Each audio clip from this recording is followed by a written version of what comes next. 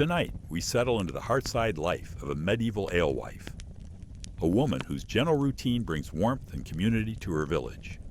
No battles, no grand events, just simple, steady days, weaving grains into comfort.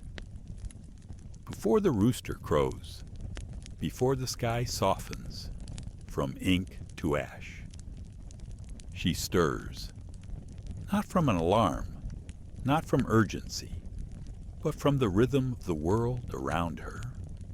The gentle creak of wood beams above her, the soft clink of the iron pot cooling by the hearth, the scent of yesterday's ash mingling with the clean chill of the early air. Her name doesn't appear in any surviving records, but in villages across England, France, and the Low Countries, thousands like her rose before the sun to begin the same quiet work, the humble brewing of ale. This is the start of the alewife's day. She reaches for her shawl, a coarse woolen cloth worn thin at the edges. Her dress is simple, a muted earth brown, spun from homespun linen. She steps carefully over the packed earth floor, still cool beneath her feet.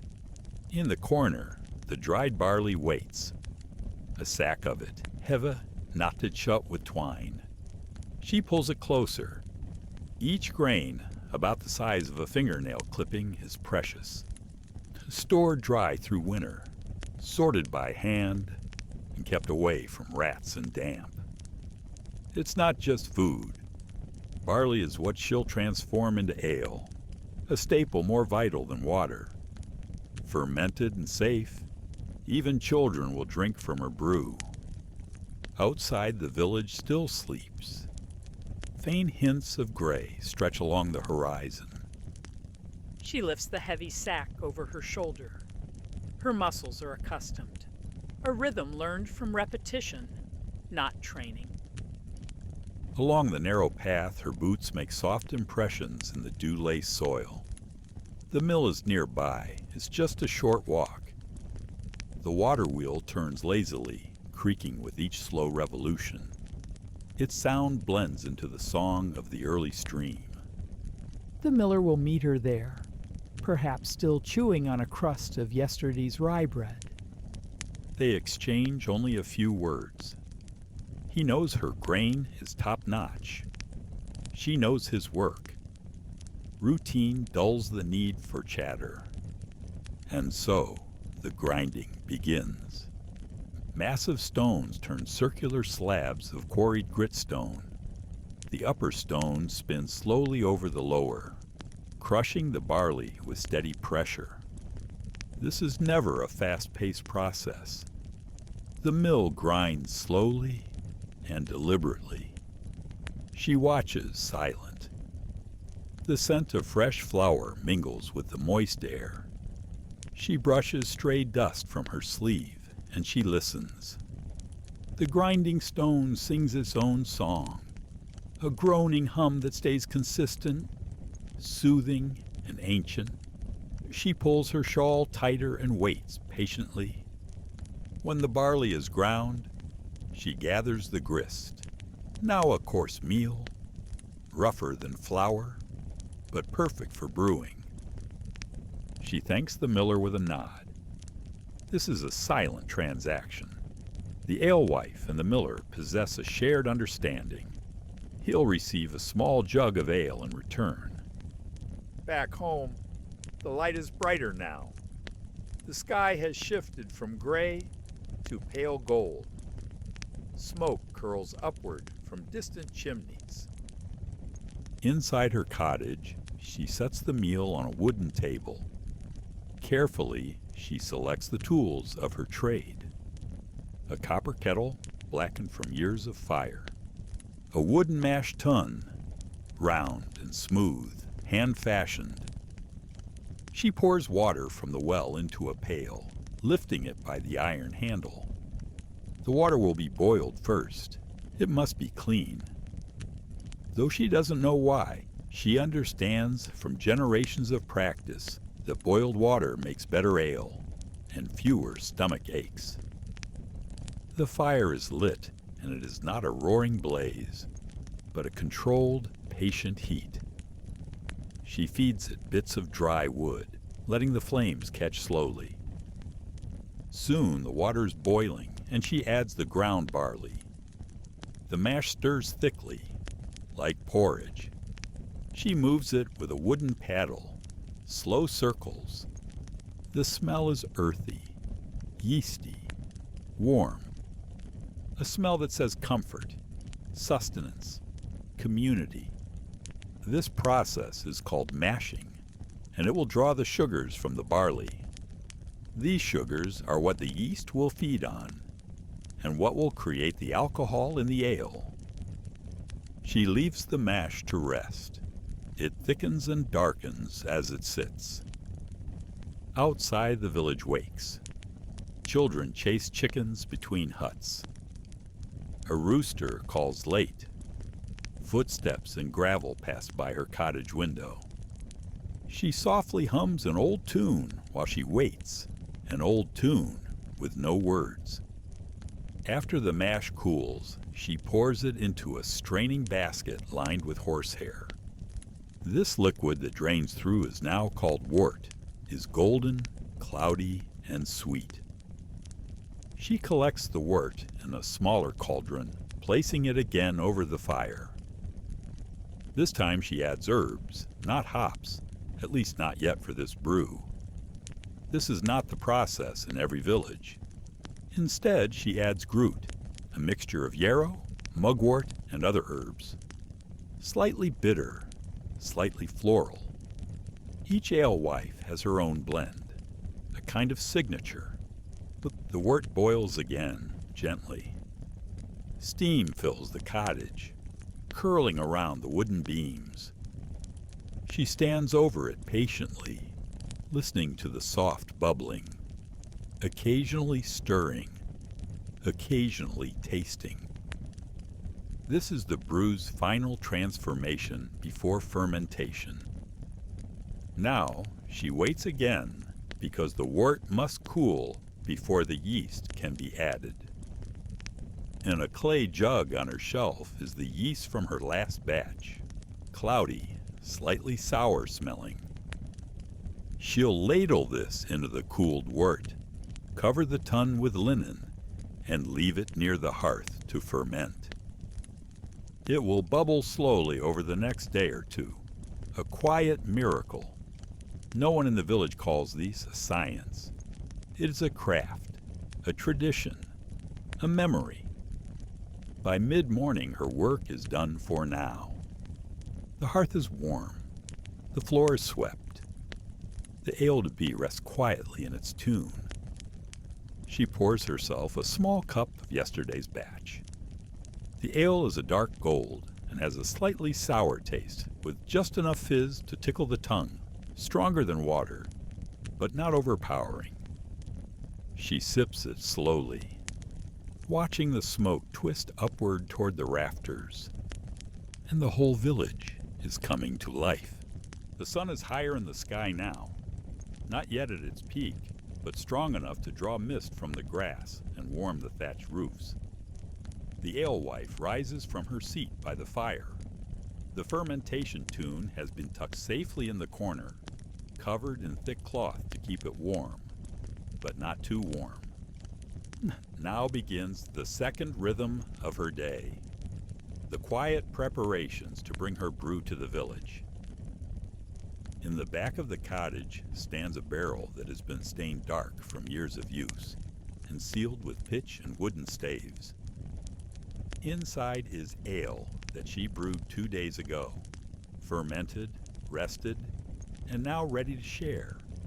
Not bottled, not labeled, just ale, in its simplest and most familiar form.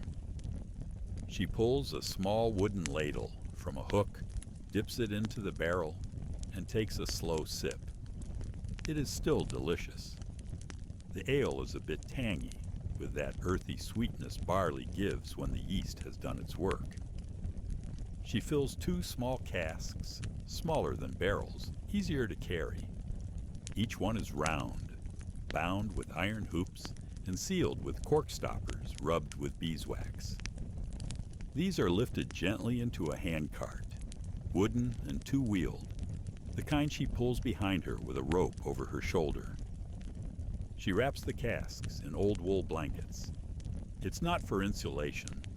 It's to prevent the ale from sloshing or spilling. On the side of the cart, she hangs 2 cups, one for serving, one for tasting.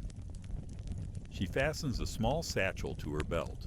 Inside, a few bits of cheese, some dried apple, and a twist of cloth with 2 copper coins. The market is a laborious 10-minute walk with the cart behind her. The dirt path narrows between hedges and short stone walls where sheep graze lazily. Birdsong weaves in and out of the breeze, the kind of birds that don't mind people. House sparrows, finches. She walks slowly. No need to rush, because this is not a performance. This is her pattern. The wooden wheels of her cart creak over the stones, matching the rhythm of her footsteps. As the path widens into the village square, she sees market begin to fill. A woman selling eggs arranges them carefully on straw in a shallow basket. A boy pulls a goat by a rope, its hooves clacking softly on stone. The butcher's stall is already busy. Hanging rabbits, a large haunch of pork, and a bucket of organ meat waiting to be salted. But she does not go to the butcher. She heads instead to a quieter corner of the square, near a well, beneath the crooked shade of a linden tree. There, she sets down her cart and waits for ale lovers to come and try her product. No sign, no flag, no shouting, only the casks, the cups, the quiet air of welcome. Those who know her brew know exactly where to find it. A neighbor approaches first, an old man with a crooked smile and rough hands. He lifts his cap in greeting. She pours a small cup, only half full. He sniffs it first, then drinks slowly. He says nothing, but smiles wider. He leaves a coin, and she nods in thanks. Others come. A washerwoman with her sleeves rolled up to her elbows. A cooper who mends barrels for the abbey. A young couple walking their child wrapped in cloth across the chest. Some barter with goods, half a loaf of rye bread, a wedge of cheese, a handful of dried cherries. Others pay with coins. A few pay nothing now, but nod toward future favors. She trusts them. In these small exchanges, no contract is signed. There is only memory and repetition. The alewife records nothing on paper, but she remembers each face, each debt, each kindness. A traveler asks what's in the brew. She replies softly, barley, water, a touch of mugwort, and no hops. He nods. In some towns, hops may be catching on, but not here, not yet. Mugwort is what they've always used. Slightly bitter, with hints of sage and pine. This is a familiar and comforting taste. The cart grows lighter as the sun climbs higher. Sweat beads lightly on her brow, though the breeze keeps it from becoming uncomfortable. She loosens her shawl and continues to sit in her usual spot beneath the linden tree. A friend shares half a boiled egg with her, and she offers a small cup of ale in return. The ladies talk briefly, not gossip, not news, just weather, crops, who's taken ill, who's recovered. Then they lapse into silence, the good kind, shared and effortless silence. Nearby, a juggler performs his juggling act with 3 polished stones. Children clap, even though the act is clumsy. One stone drops. He bows dramatically anyway. The tanner passes through with his apron stained black with oil and soot. He nods to her in greeting, but doesn't stop. She does not mind, because not everyone is thirsty. Not everyone is welcome. A drunk once disrupted her stall, shouting nonsense. She ignored him. Others intervened. It is a quiet kind of power she holds. An unspoken power, but known by all in the market. As the hours pass, the casks grow lighter. The alewife does not sell all of her ale. She never expects to. What remains in her casks will be brought home and shared with neighbors. Some of it may go bad. She'll use that bad ale for cooking or cleaning. She is not a merchant chasing profit, but rather a neighbor maintaining tradition. Ale is part of the village's breath, daily, humble, and necessary. The market begins to thin out near day's end. The butcher wipes down his bench as the egg woman counts her baskets. A child sleeps now in the crook of his father's arm. She finishes her last cup of ale, rinses it with water from the well, and wraps the casks again. The walk home will be slower, not from exhaustion, but from reflection. She watches the wind as it stirs the trees above her. A leaf falls, slow and crooked, landing on the edge of the cart. The path home is the same, yet quieter. Her steps produce a tired yet happy rhythm, a rhythm that mirrors her mourning. Only this time, the work is behind her. The brewing is done. The bartering is finished. What remains is rest and the ritual of evening. She returns home as the sun reaches its highest point. The shadows are shortest now, pressed tight beneath fences and eaves. Her boots, dusted with the pale grit of the market road, crunch softly along the path. She walks slower than before, not from fatigue, though her arms do ache a little, but from a certain peaceful weight that afternoon carries. She relishes that sense that most of the day's demands have already been met. The cottage greets her in its usual silent way. The low door creaks. The smell of barley mash and hearth smoke lingers. It is neither unpleasant nor strong, just familiar, like the scent of one's own skin. She removes her shawl, hanging it on a wooden peg near the door. The two casks are lifted one by one from the cart. One is nearly empty. The other still sloshes gently as she sets it near the hearth, but she does not pour, not yet. First, she kneels by the fire. The embers have dulled to a quiet orange, but they are still alive. With practiced hands, she adds 3 thin sticks, then a larger log. The crackle returns slowly, like a memory waking up. She places the kettle back over the heat, not for brewing this time, but for steeping tea made from dried nettle and mint leaves. While the water warms, she steps outside into the garden. It is not large, just a patch of dark earth behind the cottage. Rows of leeks, a tangle of peas, a border of rosemary and sage. She walks barefoot now, soil soft and warm beneath her toes. A bee hums lazily past. She bends to check the cabbages. There are no worms in the cabbages today. Satisfied, she kneels beside the parsley. The leaves are thick and deep green, ready for picking. She gathers a small handful, brushes the soil from their roots, and wraps them in linen. Inside again, the water is ready. She drops a pinch of herbs into her clay mug, pours slowly, and lets the steam rise. She sits on the low stool by the fire and exhales deeply, holding the warm mug in both hands. There is no sound now but the faint hiss of the kettle and the quiet ticking of wood settling in the heat. Outside the window, a breeze passes through the thatch and shakes the herbs drying from the ceiling beams. Sage, yarrow, thyme, all bundled with twine, heads down, waiting to be used in stew or brew or poultice.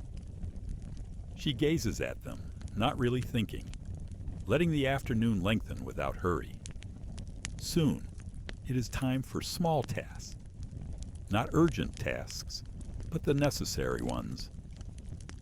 She unrolls a ball of wool and mends a tear in her apron with a long, careful thread. Her stitches are slow, each one practiced, not perfect, but strong. As she sews, she watches the shaft of light move across the floorboards as the sun begins its slow decline. From a wooden bin near the hearth, she gathers dried beans and pours them into a bowl. Some will soak overnight for stew, some she will trade tomorrow. A few she sets aside. These are seeds for next season's planting. Each task is ordinary and repetitive, but it gives the afternoon a texture, a kind of purpose without pressure. Later, she fetches a small cloth sack from a high shelf. Inside, the sack are dried apple slices, dark and chewy from hanging in the smokehouse last month. She eats one slowly, savoring the sweetness, thinking of the harvest to come. Will it be dry this year? Will the barley survive? She cannot know, but she will do her part, planting, tending, brewing, and mending, as these are her measures of time. The sun lowers as shadows return. She steps out again just to gather wood for the evening. It's not too far to the stacked pile beside the shed. Each log is chosen by weight, not too thick, not too damp. She carries them in a basket against her hip, the way she might carry a sleeping child. The chickens are quiet now, huddled in their coop. One lifts its head lazily and then returns to rest. A sheep bleats in the distance, low and half-hearted. Back inside her home, she adds the wood to the fire. The heat grows stronger. She reaches for the iron pot and prepares a simple meal. Leeks, onions, parsley, a splash of yesterday's ale. She stirs the pot slowly, the spoon scraping softly against iron. The scent rises, rich and green, mellowed by heat. It is not much of a feast, but it is more than enough for her. While the stew simmers, she sweeps the floor. The broom is short-handled, made of bundled twigs. She moves carefully, corner to corner. Each sweep clears not just dust, but the small messes of daily life.